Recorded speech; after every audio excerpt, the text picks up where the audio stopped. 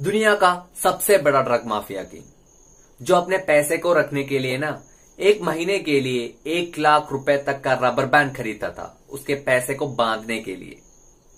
दुनिया का 80% cocaine business उसके हाथों में ही था। Pablo Escobar. Welcome back to my channel guys. अभी आप मेरे चैनल पे नए हैं तो सब्सक्राइब करके वो बेल आइकन जरूर दबाइएगा। भाई का नाम जान लीजिए, मेरा नाम है अश्विन। और टिकटॉक बैन होने के बाद ना मैंने थोड़ी देर लीव ले लिया था, थोड़ी गैप छोड़ दी थी, वीडियोस वगैरह कुछ ने डाल लिया था इस गैप में। और बिना समय गवाए चलो वीडियो पे चलते हैं, पाब्लो एस्कोबार के बारे में जानते हैं। पाब्लो एमिलियो एस्कोबार गवेरे 1949 को मेटलिन शहर पे एस्कोबार का जन्म हुआ। वह बहुत गरीब था, अपनी छोटी सी उम्र में ही बहुत गरीबी थी उसके पास, तो वह पहले ही क्रिमिनल दुनिया में शामिल हो गया, क्राइम्स करने लगा। पहले पहले उन्होंने एक टॉम स्टोन्स वो सब चुराने लगे और उसे बेचने लगे। उसके बाद लोगों को किडनैप करने लगा और गाड़ी वगैरह सब चुराने लगा और उसे बेचने लगा। उसे जल्दी ही पता चल गया कि अगर वह ड्रग डीलिंग करेगा, ड्रग को बेचेगा तो बहुत जल्दी अमीर हो जाएगा।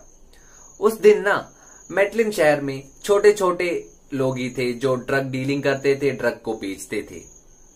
उस समय एस्कोबार ने अपना एक खुद का ग्रुप ही बना लिया इस ड्रग डीलिंग को करने के लिए। और छोटी सी उम्र में ही वह कोकेन बिजनेस शुरू कर लिया। उसके बाद वो कोकेन बिजनेस इतना बढ़कर बड़ा होता गया और दूसरी कंट्रीज में कोकेन बिजनेस उसका जा रहा था। उस समय अपने कोकेन बिजनेस का विजय हो गया और उस कोकेन बिजनेस बहुत अच्छे होने लगे और आगे आने लगा। तो 80% दुनिया का कोकेन डीलिंग इसके पास ही था, एस्कोबार के पास ही था। तो इतना सारा पैसा आ गया और पैसे आने के बाद वो इस पैसे को कहाँ रखेगा वह भी वो सोचता था। तो वह एक खेतों में गड्ढा खोदकर पैसे उसमें रखता था। करीब 1 लाख रुपए का रबर बैंड खरीदना पड़ता था अपने पैसे को बांधने के लिए और बांध कर रखने के लिए।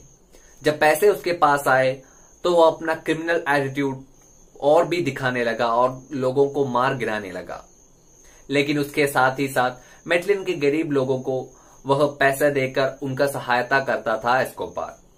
तो इसके हिसाब से एक रॉबिन हुड इमेज था उसके पास। एस्कोबार का एक खुद का रॉबिन हुड इमेज था।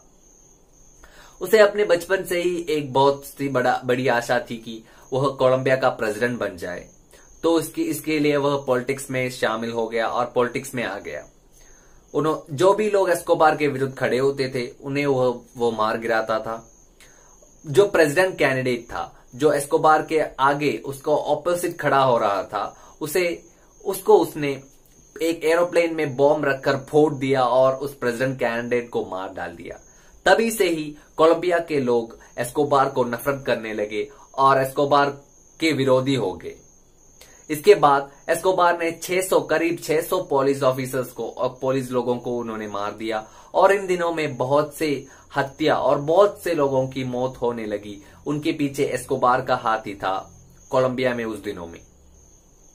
जब इतने सारे मौत हो गए और कोलंबिया के गवर्नमेंट एक नया नियम शुरू कर लिया, एक नया नियम आगे रख दिया कि अगर वह ड्रग डीलर्स को पकड़ लेंगे, गवर्नमेंट ने या पुलिस ने पकड़ लेंगे, तो वह अमेरिका को ये ड्रग डीलर्स को सौंप देंगे और अमेरिका में उन्हें जेल में रख दिया जाएगा।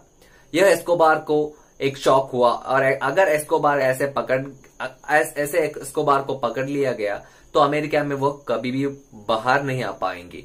अगर कोलंबिया में होता तो वो पैसे फेंक कर आसानी से बाहर आ जाएंगे। तो इसलिए अपने पैसों के दम पर उसने गवर्नमेंट के साथ एक डील बना ली और उस डील में यह था कि वह एक अपना खुद का जेल बनाकर वहां पे रहेगा। इस हिसाब से गवर्नमेंट ने उसका डील मजबूरी से गवर्नमेंट ने उसका डील एक्सेप्ट कर लिया और वह अपना जेल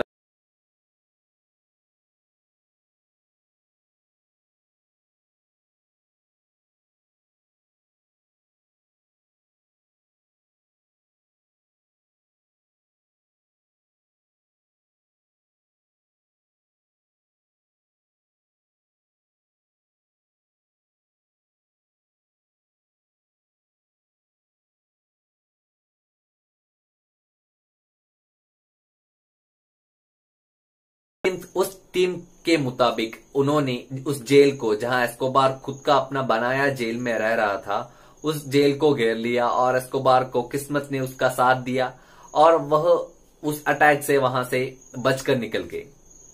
करीब 1 साल तक वह चुपके से जीने लगे, छुपकर जीने लगे। लेकिन 1993 में जब उन्होंने टेली रेडियो की मदद से अपने बीबी के साथ फोन कॉल कर रहे थे, इस टीम ने उसका लोकेशन चेक किया और वो मेटलिन शहर पे ही था। एस्कोबार उस मेटलिन शहर पे ही था और वहां पे जिस घर पे वो रह रहा था, उस घर को इस टीम ने घेर लिया। उसके साथ एक ही आदमी था एस्कोबार के साथ। पुलिस ने उसे देखा और उसके आदमी को तभी गोली मार दी। घबराकर एस्कोबार ने एक घर की छत के ऊपर से भागकर निकलने की कोशिश की तो पुलिस वालों ने उसके पैर पर, उसके कान और पेट पर गोली मार दिया। दुनिया का सबसे बड़ा ड्रग माफिया किंग का मौत वहां पे हो गया और बहुत से लोग जो उनके विरोध थे उन सभी को खुशी हुआ। लेकिन वह बहुत से अच्छे चैरिटी काम भी करते थे, लेकिन कोई उस चैरिटी काम को नहीं देख पाया।